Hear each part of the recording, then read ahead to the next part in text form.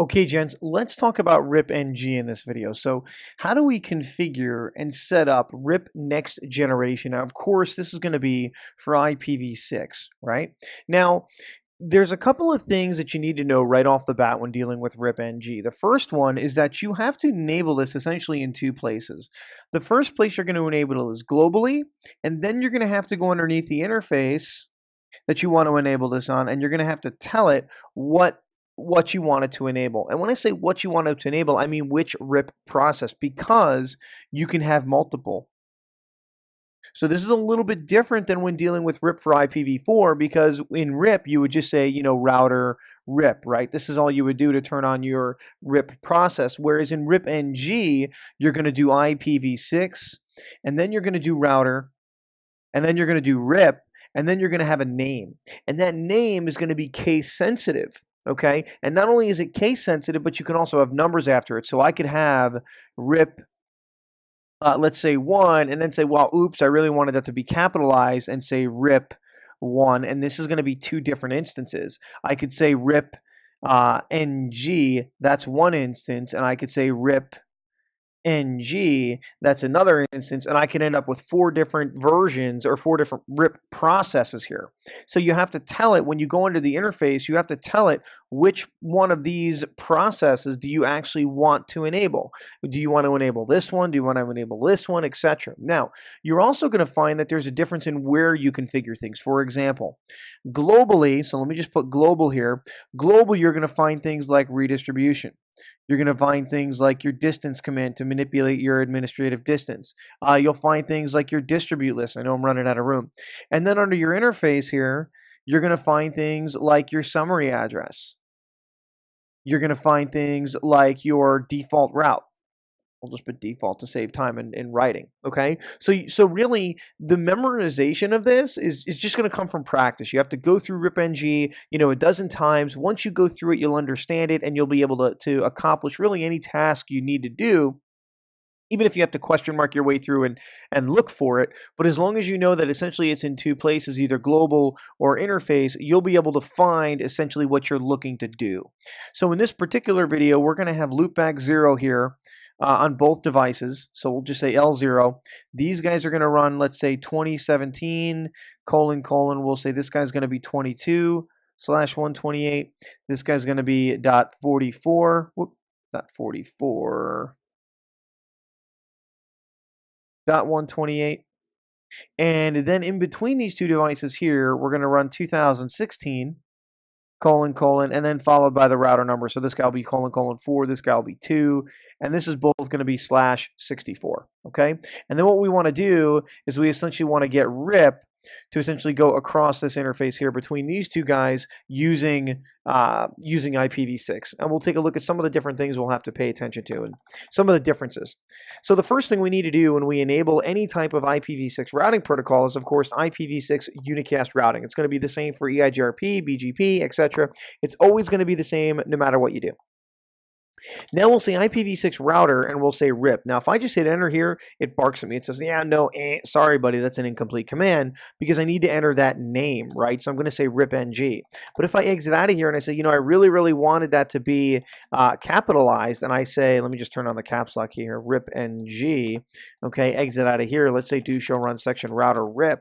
Now you can see we actually have two different processes running. So you have to be careful. If you make a mistake, you have to go back and remove the one that essentially you don't want, okay?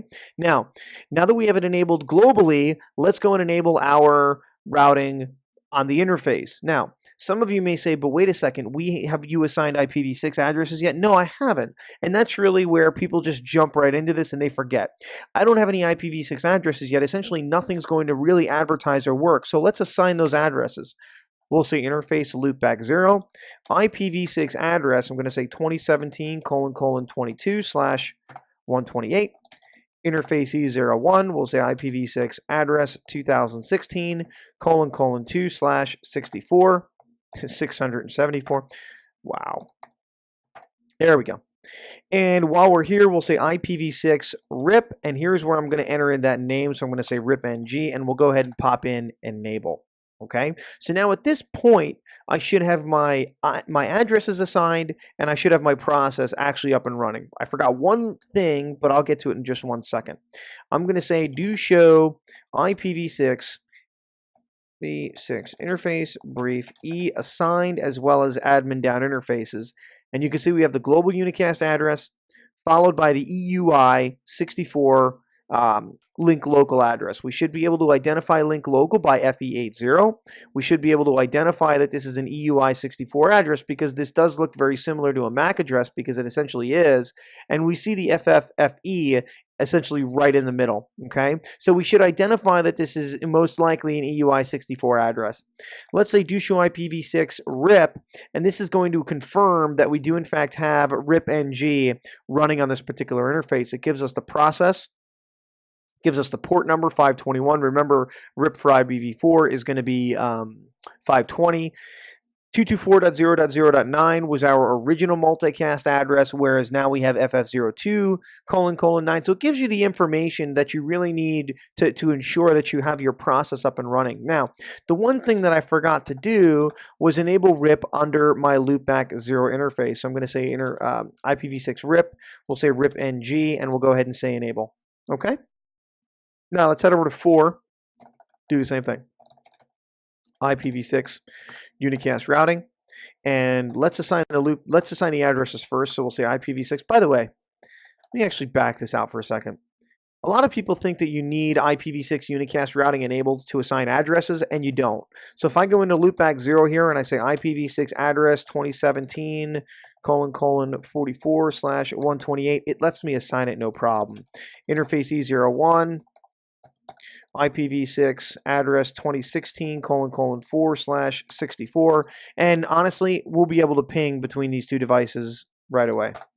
Okay, so we get 100% reachability. We don't need IPv6 unicast routing in order to actually just be able to ping between these devices. Do show IPv6 interface brief E assigned and admin down. You can see we have the same addresses assigned.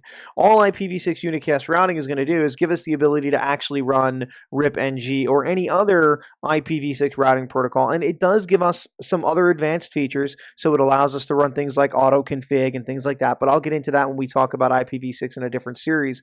Point is that I don't need this in order to be able to at least have reachability. I need this if I'm going to enable any IPv6 services like routing protocols, etc. So let's say IPv6 router RIP, and we're going to say RIPng, and we'll go ahead in this one, we'll say redistribute. By the way, let me just turn off my caps lock. Redistribute connected.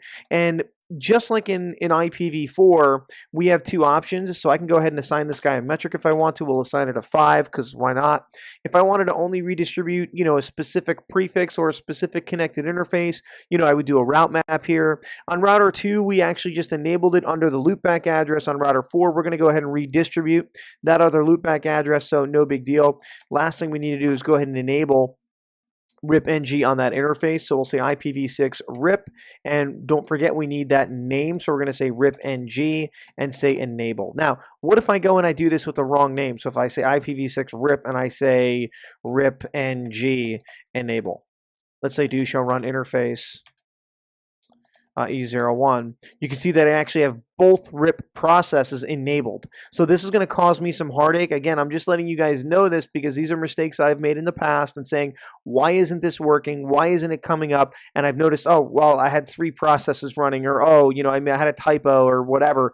Be careful. You can add multiple processes into the same interface, okay? So let's say show IPv6 route RIP. And you can see that we have the loopback 0 interface coming in from router 2. So let's say control A, we'll say ping. Let's go to the end here. We'll say source system hour loopback 0. 100% reachability. So the RIPng configuration is not complicated. I do want to point out something though. Let me just erase the screen here and change me to a straight line. When we dealt with the DMVPN, right? I'm not going to configure it in this video because essentially we know what's going to happen. When we received routes from router 2 into this DMVPN interface, what happened? Well, we had a little rule. It was called split horizon. right? And what did that rule do? Well, it prevented those routes from coming back out in an interface that they were learned on, right? And there was one exception to that rule, and that was called Poisson Reverse, right?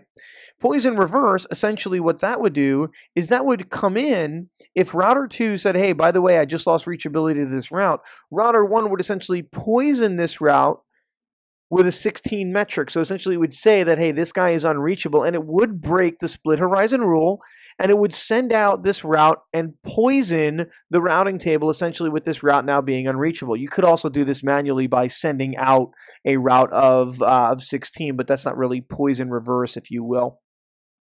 Now, you'll notice that in IPv6, we have something very, very interesting. Let me say show IPv6 RIP, and you'll notice that by default, Poisson Reverse is actually turned off.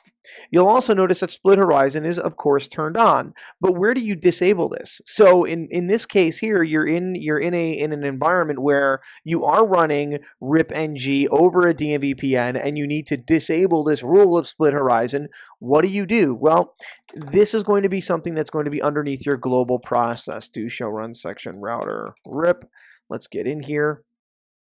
Oh, yep, we have this process running. Let's remove that. By the way, where did this come from, in case you're curious? The minute you pop this underneath the interface, it will show up globally, okay? So if you're lazy and you just want to pop it under the interface, you can do that, and it will automatically, or it should automatically appear globally as well. We can just test that in a minute or so.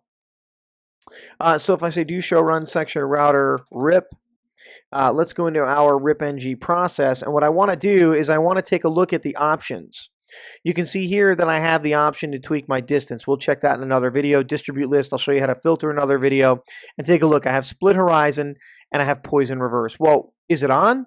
Do show IPv6 RIP. So right now, my Split Horizon rule is in fact on. So let's turn it off. No Split Horizon. Let's spell right. No Split Horizon. Do show run section router RIP.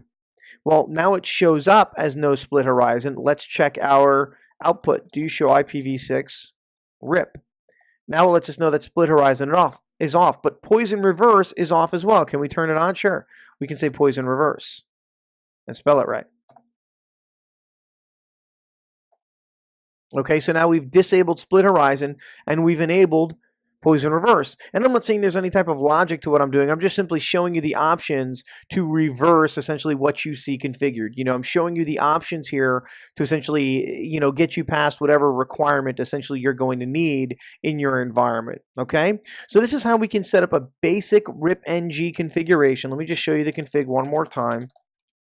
All right, this is how we can set up a very basic, very simple RIPng configuration. Now, the last thing, let me just validate that one point. If I say IPv6 RIP and then we make up a name, let's call this XtremeIE, and we say enable. IPv6 is not, oh, right. Let's say interface E00 and say IPv6 address. Let's say 2001::4/64. Forgot the address. And then we'll go ahead and pop this guy on. Let's say do shall run section router RIP. What we should see is a XtremeIE configuration.